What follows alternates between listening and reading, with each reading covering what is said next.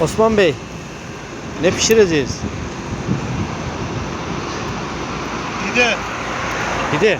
karışık pide, kıymalı pide. Bakacağız. Yemek yok mu? Tepside yemek de var. Öğlene mi? Var.